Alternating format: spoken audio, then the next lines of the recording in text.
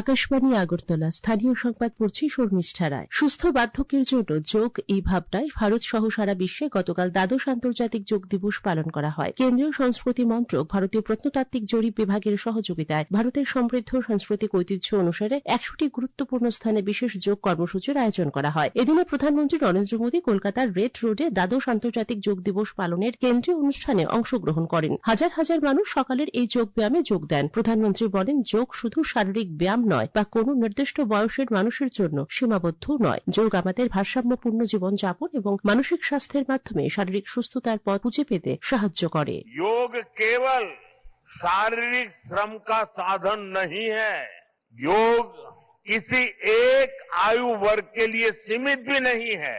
भारत में हम जानते हैं और देखते आए हैं, योग मानव के जीवन का चेतना के साथ, ऊर्जा के साथ एक प्रकाश भी है।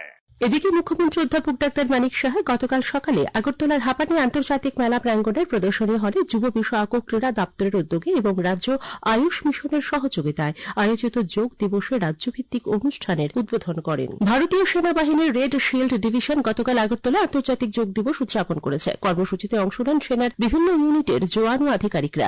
বিএসএফ ত্রিপুরা ফ্রন্টিয়ারের অধীনে সমস্ত বিএসএফ ক্যাম্পাস ও সীমান্ত চৌকিতেও আন্তর্জাতিক যোগ দিবস উদযাপন করা হয়। ধর্মনগরের গৌরীশঙ্কর রায় ইন্ডোর হলে উত্তর ত্রিপুরা জেলা ভিত্তিক যোগ দিবস পালিত হয়। দক্ষিণ জেলায় মূল অনুষ্ঠানটি হয় বিলোনিয়ার বিকেআই মাঠে। জোলাইবাড়ির রামঠাকুর আশ্রমে জোলাইবাড়ি ব্লক ভিত্তিক যোগ দিবস পালিত হয়। ঊনকোটি জেলাতে মূল অনুষ্ঠানটি হয় কৈলাস শহরের রত্ন পর্যটন ক্ষেত্র ঊনকোটিতে। জিরানিয়ায় বীরেন্দ্রনগর উচ্চতর মাধ্যমিক বিদ্যালয়ে আয়োজিত হয় যোগ দিবসের অনুষ্ঠান। রাজ্যপাল ইন্দ্রসেনা রেড্ডি নাল্লু চরিলামের ভারতরত্ন অটল বিহারী বাজপেয়ী উচ্চ মাধ্যমিক বিদ্যালয়ে গতকাল সিপাহীজলা জেলা ভিত্তিক আন্তর্জাতিক যোগ দিবস উদযাপন অনুষ্ঠানের উদ্বোধন করেন। সিপাহীজলা জেলা প্রশাসন এবং জেলা যুব বিষয়ক ও ক্রীড়া কার্যালয় আয়োজিত অনুষ্ঠানে রাজ্যপাল বলেন, প্রধানমন্ত্রী নরেন্দ্র মোদীর দূরদর্শী নেতৃত্ব ও অক্লান্ত প্রচেষ্টার ফলেই আন্তর্জাতিক যোগ দিবস বাস্তবে রূপ পেয়েছে। তিনি আরও বলেন, যোগ দিবসের লক্ষ্য হল মানসিক চাপ মুক্ত ও নেতিবাচকতা মুক্ত একটি সমাজ গড়ে তোলা। আজ থেকে শুরু হচ্ছে অন্যতম শক্তিপীঠ আসামের কামাখ্যা মন্দিরে 4 দিন ব্যাপী অম্বুবাচী উৎসব। ত্রিপুরাতে অম্বুবাচী উৎসবে সামিল হচ্ছেন রাজ্যের হিন্দু ধর্মাবলম্বী মহিলারা। এই উপলক্ষে আগরতলা লক্ষ্মীনারায়ণ বাড়ি, উমা মহেশ্বর কালীবাড়ি সহ বিভিন্ন মন্দিরে প্রচুর পূর্ণার্থীর সমাগম হয়। মেলারও আয়োজন করা হয়। রাষ্ট্রপতি দ্রৌপদী মুর্মু বলেছেন,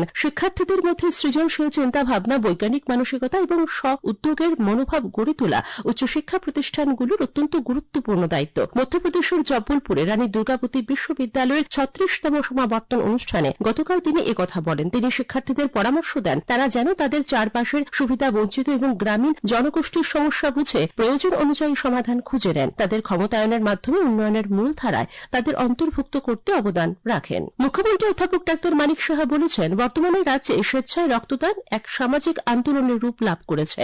আগরতলা পুর নিগমের 39 নম্বর ওয়ার্ডের কমিউনিটি হলে গতকাল আয়োজিত এক রক্তদান শিবিরের উদ্বোধন করে তিনি একথা বলেন। তিনি বলেন, রক্তদান জীবন রক্ষার এক মহান ব্রত, তাই আরো বেশি করে মানুষকে স্বেচ্ছায় রক্তদানে উৎসাহিত করতে হবে। ঊনকোটি জেলা প্রশাসন নয়া দিল্লিতে 108তম সামিটের মঞ্চে সম্প্রতি স্কচ পুরস্কার পেয়েছে। ঊনকোটি জেলা শাসক মেঘা জৈন ও সদ্য বিদায়ী জেলা শাসক ডক্টর তমাল মজুমদারের হাতে এই গৌরবময় পুরস্কার তুলে দেওয়া হয়, জানিয়েছেন ঊনকোটি জেলার অতিরিক্ত জেলা শাসক সাগর শোভন দেবনাথ। স্কচ পুরস্কারটি একটি অসামরিক পুরস্কার। উল্লেখ্য যে গত বছর জুলাই মাসে ঊনকোটি জেলা প্রশাসন থেকে গাঁও কো আপনাও বদলাও লাও এই ভাবনায় উদ্ভাবনী কর্মসূচি সম্পর্ক চালু করা হয়েছিল। এই কর্মসূচির সফলতার নিরিখে পুরস্কার পান ঊনকোটি জেলা। আগরতলায় গতকাল রাজ্যের ঐতিহ্যবাহী উমাকান্ত একাডেমির 1976 ব্যাচের পুনর্মিলন উৎসব 2026 বৃক্ষরোপণ সহ নানা কর্মসূচিতে আয়োজিত হয়। রাজ্যের মুখ্যমন্ত্রী অধ্যাপক ডাক্তার মানিক সাহা, আগরতলা পুর নিগমের মেয়র ও বিধায়ক দীপক মজুমদার সহ বিদ্যালয়ের প্রাক্তনীরা অনুষ্ঠানে অংশগ্রহণ করেন। এখন খেলার খবর। 2026 ফুটবল বিশ্বকাপের সর্বশেষ 3টি ম্যাচে স্পেন 4-0 গোলে পরাজিত করেছে সৌদি আরবকে। অন্যদিকে বেলজিয়াম ও ইরানের মধ্যে ম্যাচটি গোল শূন্য ড্রয়ে শেষ হয়েছে। কুয়ে ও কেভ ভার্দের লড়াই 2-2 গোলের সমতায় শেষ হয়েছে। এখন আবহাওয়ার খবর। আগামী 24 ঘন্টা সবকটি জেলায় বজ্রবিদ্যুৎ সহ ভারী বৃষ্টিপাতের সতর্কতা জারি করেছে আবহাওয়া দপ্তর। আজ দিনের সর্বোচ্চ তাপমাত্রা 33 ডিগ্রি সেলসিয়াস ও সর্বনিম্ন 25 ডিগ্রি সেলসিয়াসের কাছাকাছি থাকতে পারে। ভোরের সর্বনিম্ন তাপমাত্রা ছিল 23.5 ডিগ্রি সেলসিয়াস। গত 24 ঘন্টায় বৃষ্টি হয়েছে 102 মিলিমিটার। স্থানীয় সংবাদ এখনকার মতো শেষ হলো। পরবর্তী বাংলা স্থানীয় সংবাদ প্রচারিত হবে সন্ধ্যে 7:55।